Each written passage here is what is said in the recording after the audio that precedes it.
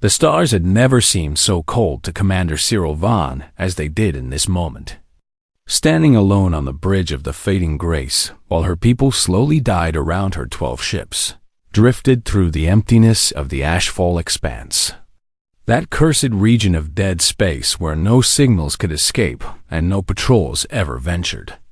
Carrying within their failing hulls the last 40,000 survivors of a world that no longer existed 3 cycles ago.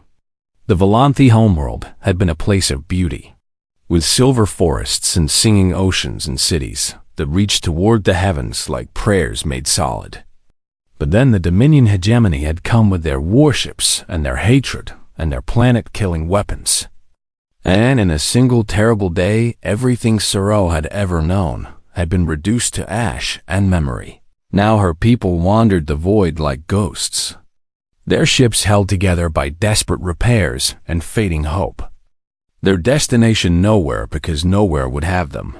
Cyril pressed her 4-fingered hand against the cold viewport and watched the distant stars blur through the tears she refused to let fall. For a commander could not weep in front of her crew, even when weeping was the only reasonable response to such complete despair behind her. The bridge crew worked in exhausted silence at stations that flickered and dimmed with each passing hour, their faces gone from rationing that had grown more severe with every cycle, their movements slow with the weight of knowing that all their efforts would likely amount to nothing. The power reserves display cast a sickly green glow across the walls as it counted down toward 0 like some patient executioner measuring out their remaining breaths. "Commander," Lieutenant Thresh said from the sensor station, his voice barely above a whisper, as if speaking too loudly might somehow accelerate their doom. "Life support efficiency has dropped another 2% in the last hour." Cyril did not turn from the viewport because she did not want Thresh to see the hopelessness in her eyes. "Move the children to the inner decks," she ordered, keeping her voice steady through sheer force of will. "Consolidate body heat and reduce the heating requirements for the outer sections." "Yes, Commander." She heard Thresh relay the orders and imagined the families gathering their little ones and moving deeper into the ship, huddling together in the darkness like their ancient ancestors had once huddled in caves while predators prowl outside, waiting for dawn that might never come. The fading grace had been a cargo vessel before the evacuation, never designed to carry thousands of refugees across the vast emptiness between stars. And her systems were failing one by one like candles blown out by an uncaring wind. Their FTL drives had shattered during the desperate escape from their dying world, leaving them to crawl through normal space at speeds that would take generations to reach anywhere worth reaching. The distress beacon they had launched upon entering the ashfall expanse had been broadcasting for days now, sending its desperate plea for help into a void that swallowed all signals and returned only silence.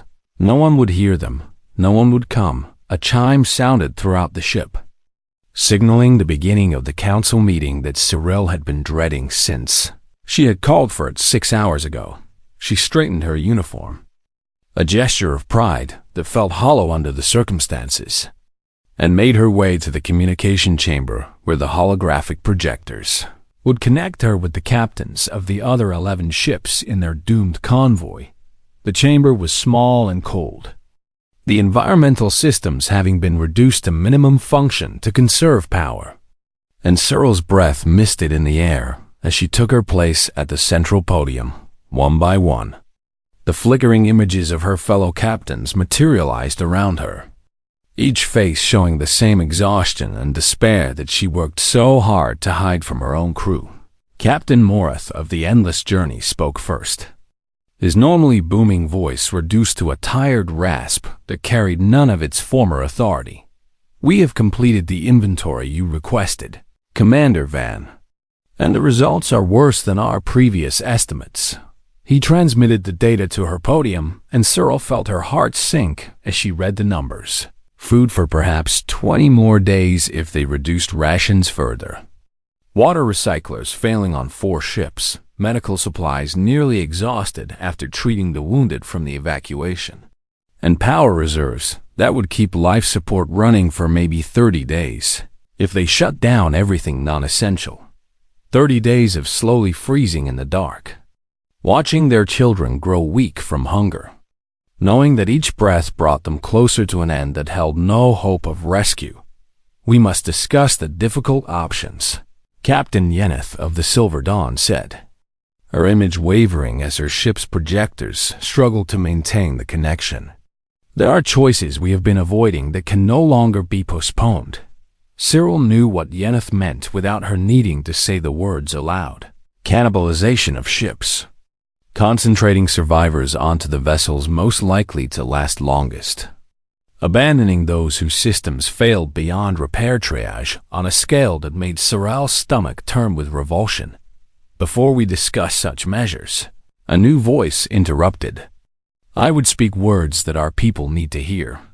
The image of High Priestess Veleth shimmered into existence. The ancient religious leader who had somehow survived the destruction of the Grand Temple and now served as spiritual guide to their scattered remnant. Her face was deeply lined with age and grief, but her eyes still held a fierce light that refused to dim even in their darkest hour. We must prepare the death rites, Veleth said, and though her voice was gentle, her words fell upon the gathered captains like hammer blows. We must help our people make peace with what is coming so that they may face the end with dignity rather than terror. Silence followed her pronouncement. A silence so complete that Cyril could hear her own hearts beating in her chest.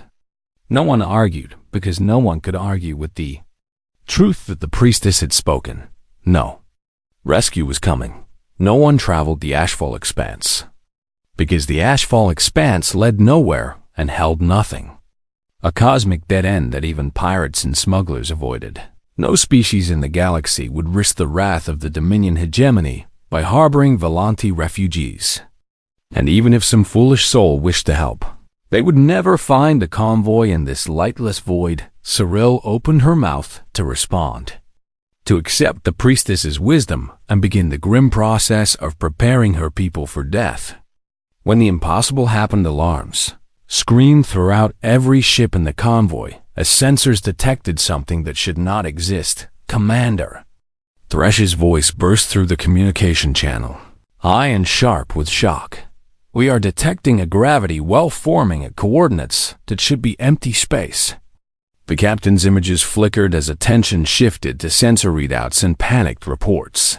A gravity well meant a ship was surfacing from subspace, tearing through the barriers between dimensions to emerge into normal reality. And no ship should be here in this forsaken corner of the universe.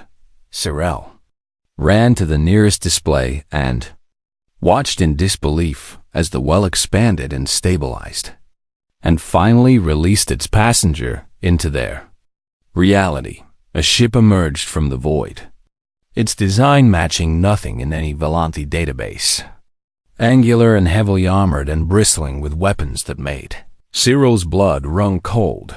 Then the unknown vessel broadcast on all frequencies, and the translation matrix struggled with a language it had never encountered before, finally producing words that would change everything. This is the UN Adamantan calling the refugee convoy. We heard your distress signal and have traveled 4 days to reach your position. Please respond and tell us how we can help. Cyril stared at the message, reading it again and again as if repetition might reveal it to be some cruel hallucination born of desperate hope, but it remained solid and real and impossible. Someone had come, someone had heard their cry in the darkness and had actually come. Cyril had heard rumors of the species called humans during her years as a naval officer. Whispered stories that traveled through trading posts and diplomatic channels like strange legends from a distant land. They were a younger species, the story said, emerging from a small blue world in a remote spiral arm of the galaxy barely 2 centuries ago. And they had spread across the stars with a speed that made older Civilizations nervous, some said humans were reckless to the point of madness, throwing themselves into dangers that wiser species avoided, while others claimed they were impossibly stubborn creatures who simply refused to accept when a situation was hopeless. The Dominion hegemony officially classified them as a minor irritant, not worth the resources required for conquest. Though Cyril had always wondered if that classification contained more wishful thinking than accurate assessment, now she stood in the docking bay of the Fading Grace, watching the airlock cycle as the human captain prepared to board, and she realized that all the rumors in the galaxy could not have prepared her for this moment. The airlock opened with a hiss of equalizing pressure, and Captain Miriam Cole of the UN Adamantine stepped onto the Volanti ship. She was smaller than Cyril had expected, shorter than most Volanti, and lacking the natural armor plating that protected Cyril's species from harm. With soft skin that looked vulnerable to even minor injuries and no visible venom glands or defensive spines. Hair was dark and cut short in a practical style, and her uniform was simple and functional without the elaborate decorations that most species used to display rank and achievement. Behind her came a team of humans carrying equipment and supplies. Engineers in work-stained coveralls and medics with bags full of mysterious devices, and soldiers who moved with quiet alertness, even as they smiled at the Volanti, watching them with undisguised curiosity. Cargo drones followed, hovering platforms laden with containers that bore human writing Cyril could not read. "Commander Vaughn," Captain Cole said, extending her hand in what Cyril recognized as a human greeting gesture. "Thank you for allowing us to come aboard. I know accepting help from strangers must be difficult under these circumstances." Cyril took the offered hand carefully, mindful of her greater strength, and felt the warmth of the human's grip. "Captain Cole, I must confess that your arrival has left me struggling to find appropriate words. We had accepted that no help would come, and yet here you stand." Cole's expression shifted into something that might have been sadness or understanding, or perhaps both combined. "I read the reports of what happened to your world," she said quietly, "and I'm sorry that we could not arrive in time to prevent that tragedy, but we can help you now. And that is what we intend to do." Cyril released the human's hand and gestured for her to follow as they walked deeper into the ship. "Forgive my suspicion, Captain, but I must ask questions that courtesy would normally forbid. The Ashfall Expanse is weeks of travel from human territory, and the Volanthi have nothing of value to offer in exchange for assistance. So why have you come?"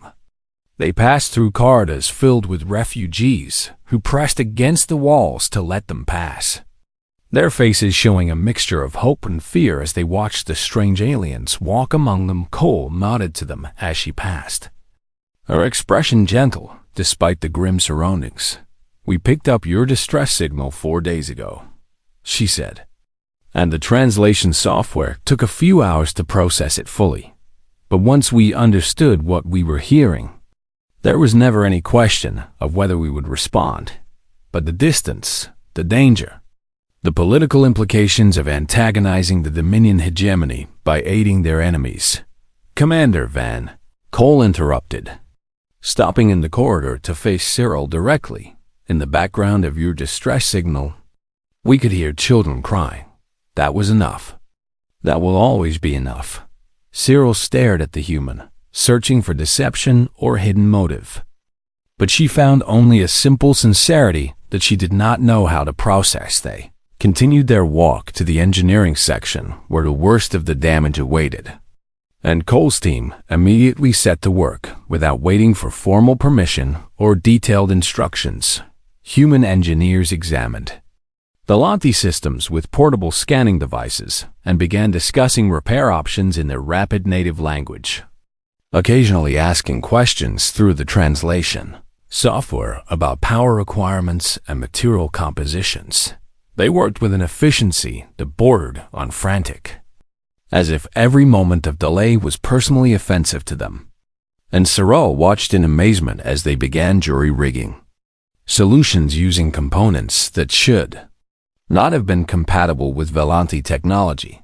Your power couplings operate on different frequencies than ours, one engineer explained to a confused Volanti technician. But if we install these adapters and recalibrate the distribution network, we can feed power from our portable generators directly into your life support grid. That should not be possible, the technician protested. The engineering principles are fundamentally incompatible.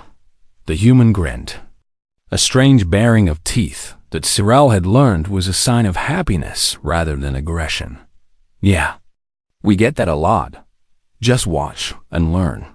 In the medical bay, human doctors and nurses worked alongside Volanti healers to treat the sick and injured, sharing supplies freely without any discussion of compensation or repayment. Cyril saw a human medic sitting beside a Volanti child who had been burned during the evacuation, carefully applying some kind of healing gel to her wounds while singing softly in a language the child could not understand. The child watched the alien with wide eyes, fear gradually fading into curiosity, and then something like comfort as the strange song washed over her. Why is she singing? Cyril asked Cole, who had paused to watch the scene alongside her. An old lullaby from her homeland, Cole replied. Something her grandmother used to sing to her when she was small. The words do not matter as much as the intention behind them. Throughout the convoy, similar scenes played out as the humans spread across the refugee ships, bringing supplies and expertise, and something else that Cyril could not quite name. They shared their own rations with people they had never met, giving away food that they would need for their own journey home. And when Cyril questioned this, the humans simply shrugged as if the answer was obvious. We can resupply at the next station, one soldier said while handing a packet of unfamiliar food to an elderly Volanti woman. These people need it more than we do right now. The humans worked through what they called shifts, sleeping for brief periods in any available space before returning to their tasks with renewed energy. And Cyril began to understand that their stamina was not infinite, but their determination seemed bottomless. Days passed as repairs progressed, and supplies were distributed, and the convoy slowly transformed from a collection of dying vessels into something that might actually survive. But still Cyril could not quiet the voice in her head that whispered warnings about gifts that seemed too generous and kindness that asked for nothing in return. She found Cole in the engine room on the third day, working alongside her engineers despite being a captain, her uniform stained with lubricant and her face streaked with sweat. Captain, I must ask again, because I cannot make sense of your actions. What do you want from us? Cole set down the tool she had been using and wiped her hands on a rag that had seen better days. Commander Vaughn, I understand why you are suspicious. The galaxy has taught your people that kindness always comes with hidden costs. And maybe that is true for most species, but humans have a saying that might help explain our perspective. She paused, gathering her thoughts. We believe that the measure of a civilization is not how it treats those who can repay favors, but how it treats those who have nothing to offer. Your people are suffering. Your children are afraid. And we have the ability to help. That is the only calculation that matters to us. Cyril wanted to believe her, wanted desperately to accept that such simple goodness could exist in a galaxy that had shown her people nothing but cruelty. But decades of survival had taught her to look for the trap in every offered hand. And when the Dominion learns that you aided us, she pressed, they will consider it an act of aggression against their interests. Cole's expression hardened into something fierce and unyielding. Then the Dominion can take their interests and shove them somewhere uncomfortable, she said. Because we do not abandon people just because protecting them might upset a bully. It was such a human answer. Reckless and defiant and entirely irrational by any reasonable standard of galactic politics, and yet Sorrel felt something shift in her chest. Something that might have been the first fragile seed of hope taking root in soil that had been barren for far too long. You are very strange creatures. Captain Cole. The human laughed, a warm sound that echoed through the engine room and drew smiles from both species working there. You have no idea, Commander, but you might want to get used to it. Because we are not going anywhere until every ship in your convoy is ready to fly. The sixth day began like the 5 before it, with human engineers working on repairs and human medics tending to the sick and the slow, steady restoration of hope throughout the convoy. Cyril had begun to believe that perhaps they might actually survive this nightmare, that perhaps the universe was not entirely without mercy. And then the alarms began to scream. She was in the medical bay when the first warning sounded, watching the human medic teach a Volante healer how to use one of their scanning devices. And for a moment she did not understand what the sound meant because she had grown accustomed to the quiet rhythms of repair work rather than the sharp cry of incoming threats. Then her training took over, and she was running toward the bridge before conscious thought could catch up with instinct. Report, she commanded as she burst through the door, finding Lieutenant Thresh already working frantically at his sensor station, multiple contacts emerging from subspace at the edge of sensor range. Thresh reported, his voice tight with barely controlled fear. They are broadcasting Dominion hegemony identification codes. Cyril felt her blood turn to ice in her veins. How many? 1 battle carrier and 6 escort destroyers, Commander.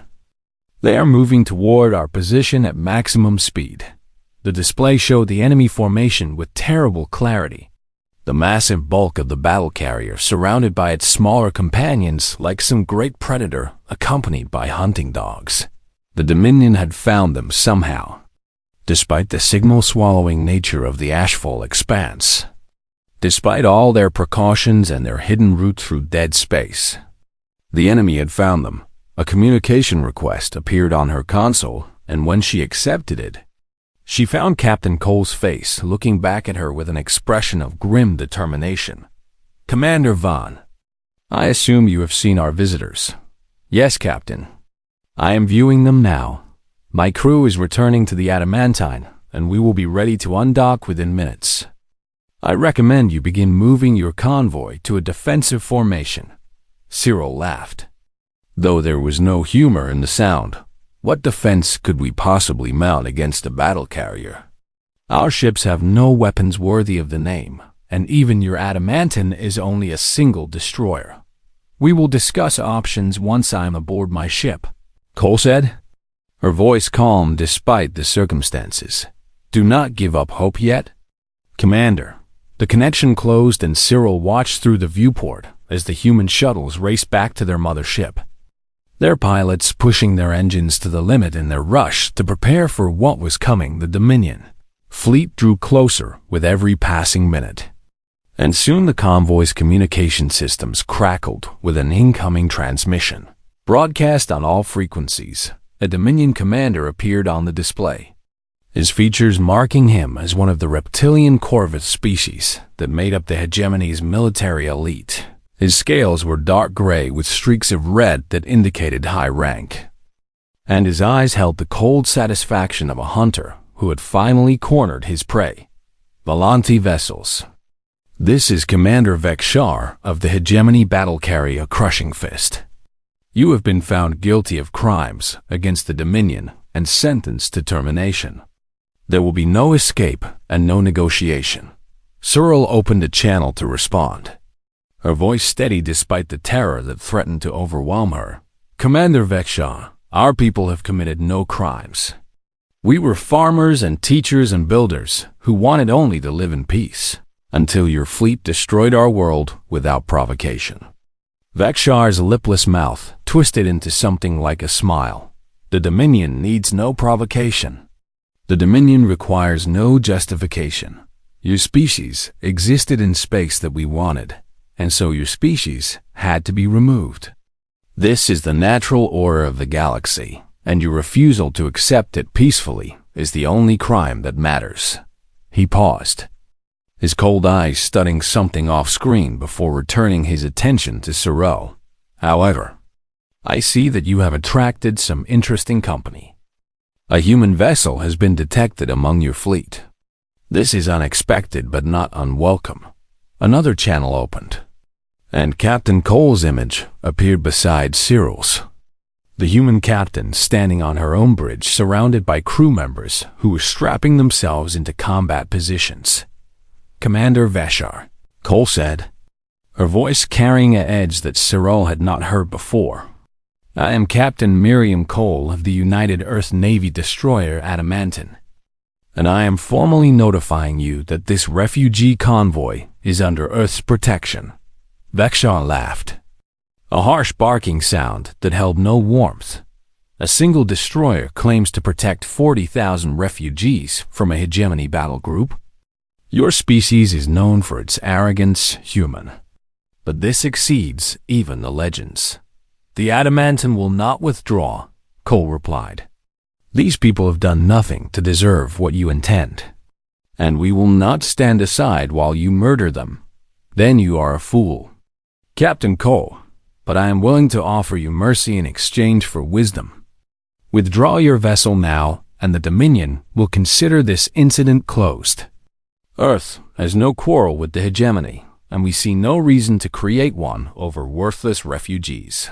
Cyril watched Cole's face as the offer was made, watched for any sign that the human might be considering the reasonable course of action, the sensible choice that would preserve her ship and her crew at the cost of people who were already doomed. "Commander," Cyril said softly, opening a private channel to the human captain, "you have done more for my people than anyone could have expected. No one would blame you for accepting this offer. You cannot save us by dying alongside us." Cole's eyes met hers through the connection, and Cyril saw something burning in them that she did not have a name for. "Commander Vaughn, I need you to listen to me very carefully. I am not going to abandon your people. I was never going to abandon your people, and I need you to trust me when I tell you that this is not over yet. You cannot defeat a battle carrier with a single destroyer. The mathematics of combat do not bend to wishful thinking. You would be surprised what humans can do when someone tells us we cannot do something." Cole closed the private channel and returned her attention to the Dominion commander. "Veshar, I reject your offer. The Volanthi convoy remains under Earth's protection, and any attack on them will be considered an attack on the United Earth Navy. If you want these people, you will have to come through us." She paused, and when she spoke again, her voice had dropped to something quiet and dangerous. "And I promise you, we will make it cost the Dominion." Commander's eyes narrowed with something that might have been anger or amusement, or perhaps both. "Very well. Captain Cole, you have chosen death for yourself and your crew. I will ensure that Earth learns how foolish it is to interfere in Dominion affairs." The transmission ended, and the enemy fleet began accelerating toward the convoy with obvious hostile intent on her own bridge. Cyril gave orders to move the refugee ships into whatever defensive formation might offer some small protection, knowing that it would not matter, knowing that the Dominion weapons would tear through their hulls like paper. Regardless of their positioning, she prepared herself to surrender, to offer her own life in exchange for her people's survival. Though she knew that Veshar would likely accept the surrender and then execute everyone anyway, the Adamantine undocked from the fading grace and moved forward, positioning itself between the convoy and the approaching enemy fleet. 1 destroyer against the battle carrier and 6 escorts. Cyril watched a small human ship advance towards certain destruction and felt tears finally break free from eyes that had refused to weep since the fall of her homeworld. "Captain Cole," she transmitted, "please, there must be another way." Cole's voice came back steady and sure. "There is always another way, Commander. And we are about to show you what humans do when the galaxy tells us to give up." the Adamantin's weapons powered up. Targeting systems locked onto the enemy vessels, and the tiny ship flew forward alone into the teeth of the Dominion war machine, as if one destroyer could somehow challenge an entire fleet, as if courage alone could make the impossible real. The battle that followed should not have been possible according to every known principle of interstellar warfare. Adamantin was outgunned by a factor that made serious analysis pointless.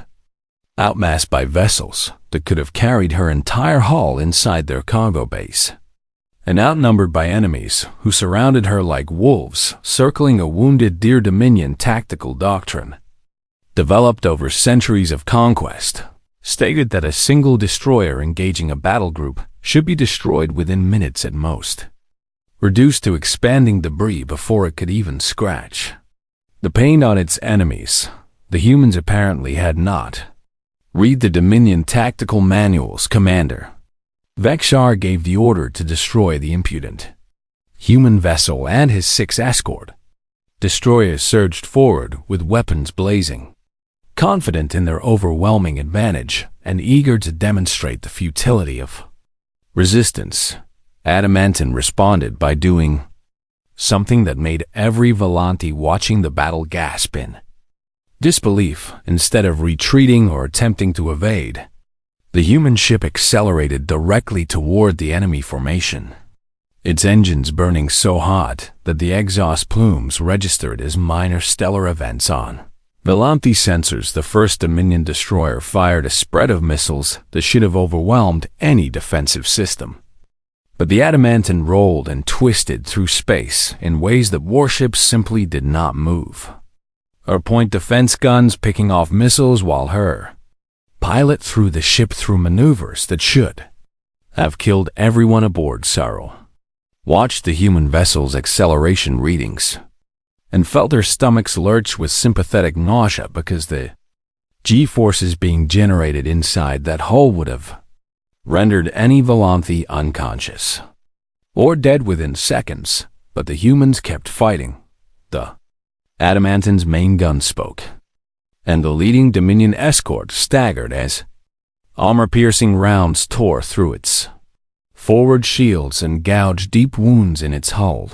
The human ship did not slow down or pull away to assess damage, but instead pushed harder, closing the distance until she was practically inside the enemy formation, where the Dominion ships would risk hitting each other if they fired. "What are they doing?" Lieutenant Thresh whispered from his station, his voice filled with equal parts horror and awe. "I do not know," Cyril answered honestly, "but I believe they are teaching the Dominion something about the cost of underestimating humans." The battle became a swirling chaos of weapons fire and desperate maneuvers as the Adamantin danced through the enemy formation like some kind of armed whirlwind. Hunters maintained accurate fire even as their ship corkscrewed and spun around them, hitting vital systems with precision that suggested either incredible skill or complete insanity, or perhaps both. The wounded Dominion escort tried to withdraw from the engagement, but the humans would not let it go, pursuing with relentless determination until a final volley found its reactor and the ship vanished in a bloom of expanding fire. "First blood to the humans, Commander." Vexar screamed orders over the tactical network, his earlier confidence replaced by something that sounded almost like fear as he watched a single destroyer tear into his formation. The remaining escorts pulled back and regrouped, coordinating their fire patterns to create overlapping kill zones that no ship should have been able to penetrate. The Adamantin penetrated anyway. Cyril watched in stunned silence as the human vessel performed a maneuver that her tactical computer flagged as impossible, venting atmosphere from multiple hull breaches to change her vector in ways that thrusters alone could not achieve. Using the explosive decompression as an impromptu propulsion system, the ship was literally tearing herself apart to keep fighting another Dominion escort exploded as the Adamantin raked its hull with sustained fire. But this time, The humans paid a price as enemy weapons finally found their mark. The Adamantin shuddered and spun as her main engines took critical damage, spewing plasma into the void as damage control teams fought to contain cascading failures. Her shields collapsed under sustained bombardment, and her hull began to show the terrible scars of direct hits, armor plating peeling away like skin from a burn victim. "They are finished," Thresh said quietly, and Cyril could hear the grief in his voice because even he had begun to believe that the crazy humans might somehow pull off a miracle. The battle carrier Crushing Fist moved forward at last, its massive bulk eclipsing stars as it positioned itself for the killing. Lovexer's voice broadcast across all frequencies, triumph mixing with rage in equal measure. "You fought well for vermin, human, but now you will die and your precious refugees will follow. Let this be a lesson to Earth about the price of defying the Dominion." The Adamantin drifted in space, her engines dark and her weapons cycling slowly as damaged systems struggled to maintain function. Captain Cole's voice came through the communication system one final time, and Cyril expected to hear fear or desperation, or perhaps a final defiant curse instead. She heard something that sounded almost like amusement. "Vexar, I need to tell you something important about humans before this is over. What could you possibly have to say that would matter now? We do not like to fight fair, and we really do not like showing all our cards at once." 3 new gravity wells tore open behind the Dominion formation, massive distortions in space-time that made the Adamantin's arrival seem gentle by comparison. The Dominion sensors screamed warnings as ships surfaced from subspace. Not destroyers, but full warships that dwarfed even the Adamantin. The UEN Defiant, the UEN Indomitable, the UEN Never Kneel, a human battle group that had been running silent through the ashful expanse, following the Adamantin's trail and waiting for Cole signaled to spring the trap. Cyril stared at the display as the new contacts resolved into sharp clarity. 3 heavy cruisers bristling with weapons that made the Adamantin's armament look like toys. "You," Vexar sputtered. This was planned from the beginning. Cole's response carried the satisfaction of a gambler revealing a winning hand. "We knew the Dominion was tracking the convoy. We knew you would come, and we knew you would be arrogant enough to think one destroyer was all we had. So we let you think that while our friends got into position, the human battle group fell upon the Dominion fleet like the wolves they had named their ships after, attacking with coordinated precision that turned Veshar's orderly formation into chaos. The Dominion escorts tried to regroup, but the humans gave them no chance, targeting engines and weapon systems with surgical accuracy, while the damaged Adamantin added what fire she could to the assault. Vexar ordered a retreat, and the battle carrier began turning toward open space, its escort screen shattered and its pride bleeding from a dozen wounds. The Never Kneel pursued, her gun speaking a language that needed no translation. "Vexar," Cole broadcast as the Dominion commander's ship shuddered under sustained bombardment. "When you report this to your superiors, make sure to include a message from the United Earth Navy." "What message?" The Dominion commander spat, his image flickering as his ship took more damage. "The next time you decide to murder refugees, remember that humans might be watching, and we do not forgive. And we do not forget, and we will always, always come." The Crushing Fist limped away into subspace with its surviving escorts, leaving behind the wreckage of 2 destroyed ships and the debris of their broken pride. In the sudden silence that followed, Cyril realized she was shaking, her entire body trembling with the release of tension that had been building since the first Dominion ship appeared on sensors. The Adamantin drifted among the stars, battered and broken but undefeated, her crew already beginning the work of damage, assessment and repair, and from her bridge came the sound of human voices, raised in something that the translation software identified as a victory song. rough voices singing words of defiance and triumph that echoed across the void like a promise, like a warning, like a declaration that the galaxy had just changed in ways that the Dominion hegemony was only beginning to understand. The aftermath of battle brought a strange quiet to the ashfall expanse, broken only by the hum of rescue ships and the soft voices of people who were slowly beginning to believe that they might actually survive. The Adamantine floated among the stars, her hull scarred and her systems damaged, but her crew alive and already working to restore what could be restored. Sorrel watched from the viewport of the fading Grace as human shuttles moved between the warships, transferring wounded crew members to the medical facilities on the larger cruisers and bringing fresh supplies to the battered destroyer. She had asked to visit the Adamantine as soon as the immediate crisis had passed, and Captain Cole had granted permission, despite the chaos of damage control operations happening throughout the ship. Now Cyril walked through corridors that bore the marks of recent violence, scorch marks on walls and emergency patches, covering hull breaches and the lingering smell of smoke and sweat and something metallic that might have been blood. Human crew members nodded to her as she passed, their faces showing exhaustion and pain, but also something that looked very much like satisfaction. The quiet pride of people who had faced impossible odds and somehow come through on the other side. She found Cole in the medical bay, not receiving treatment, but helping to carry wounded sailors to beds and holding hands with those who needed comfort more than medicine. The human captain looked terrible by any reasonable standard, her uniform torn and stained with fluids that Sorrel preferred not to identify, her face pale beneath a layer of grime, her movements slow with fatigue that ran deeper than mere physical tiredness.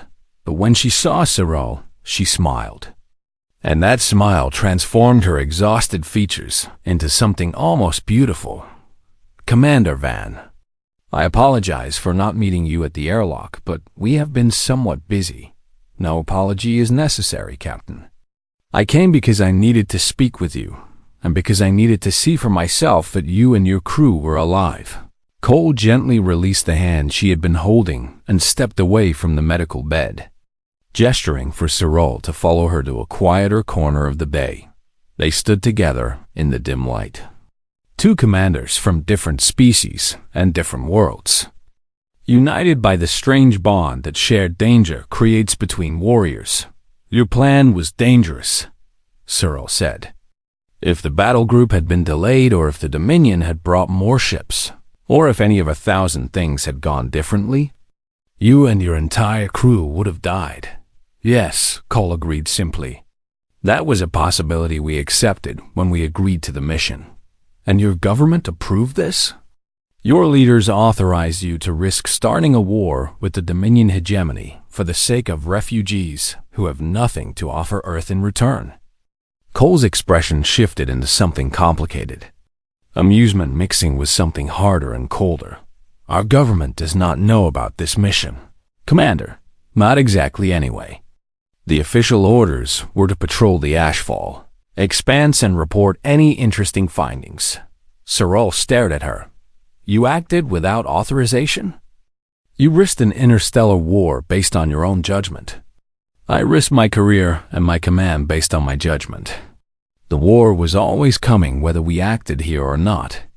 The Dominion does not stop conquering just because other species try to avoid confrontation. So we decided that if war was inevitable, we might as well fight it for something that mattered." The human captain turned to look at the wounded sailors lying in their beds, her crew members who had nearly died following her into battle against overwhelming odds. "When we picked up your distress signal and heard those children crying in the background, every officer on this ship agreed that we had to help. We voted on it because that is how we do things, and the vote was unanimous. Not because anyone ordered us to care, but because caring about people in need is what we believe humanity should mean." Cyril felt something shift inside her chest, some wall that she had built to protect herself from hope beginning to crumble. But why? she asked, and her voice cracked on the word because she had been holding this question inside her since the moment the adamantine first appeared. Why do you care about strangers who are not your species and cannot help you and will only bring trouble to your doorstep? What possible reason could you have for sacrificing so much for people you do not know? Cole was quiet for a long moment, her eyes distant as if she was seeing something beyond the walls of the medical bay. Something from long ago and far away. 300 years ago, she began, her voice soft. My ancestors were refugees too. They lived on a part of Earth that had become dangerous for people like them, and they had to flee their homes with only what they could carry, crowding onto ships that were not much safer than your convoy. She turned back to face Cyril, her strange human eyes bright with emotion. Many of them died during the journey, from sickness and hunger and the violence of people who wanted to stop them from reaching safety. But some of them survived because strangers along the way chose to help. People who had no obligation to assist and nothing to gain from kindness chose to share food and shelter and protection because they believed that helping mattered more than the cost. Cole reached out and placed her hand on Cyril's arm, a gesture of connection that transcended the differences between their species. We remember what it was like to have no one coming, Commander. We remember the desperation and the fear and the terrible loneliness of believing that the universe did not care whether we lived or died. And because we remember, we refuse to let others feel that way if we have any power to prevent it. Cyril could not speak because something was happening inside her that she did not fully understand. Some frozen place in her heart beginning to thaw after months of numbness. That is what being human means to us, Cole continued.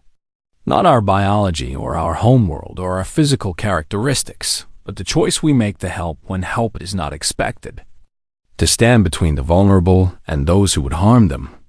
To be the rescue that someone prayed for, even when prayer seemed hopeless. She smiled again. And this time, there was something fierce in it.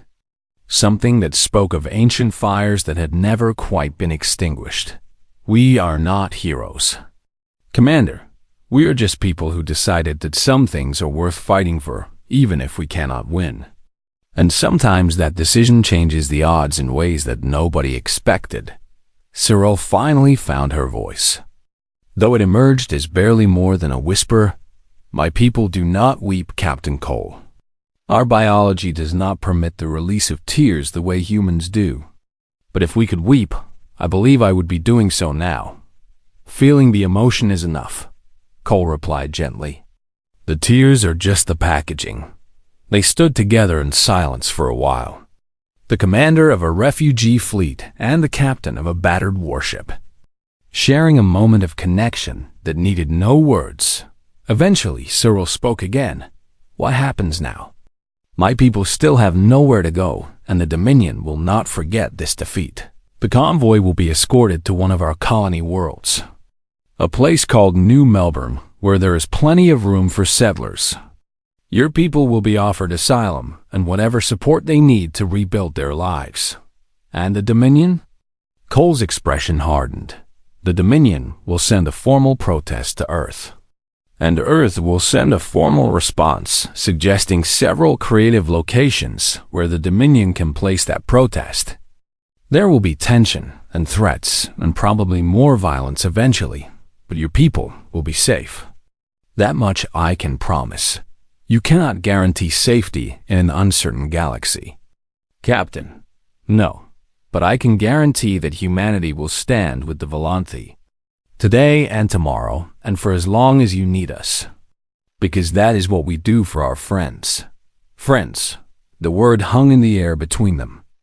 A simple concept that carried the weight of everything that had happened since that first impossible moment. When a human warship had surfaced from the void, Cyril reached out and took Cole's hand in her own, feeling the warmth of human skin against her cooler Volanthi scales.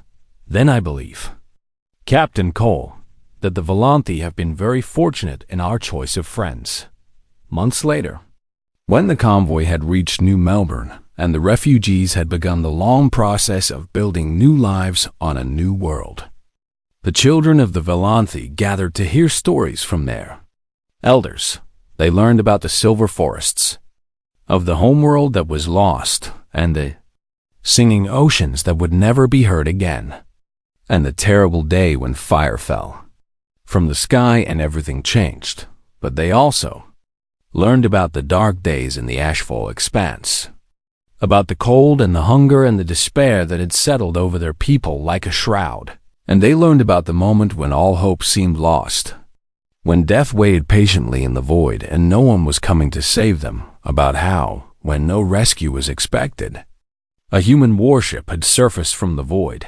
The children listened with wide eyes as the story unfolded, learning about Captain Cole and her brave crew, about the battle against impossible odds, about the fierce, strange creatures called humans who had risked everything for strangers. And when the story was finished, the children asked the question that children always ask, but why did they help us? The elders smiled and answered with words that had become something like a prayer among the Velanthi, a truth that they would carry with them as long as their species existed, because that is what humans do, little ones.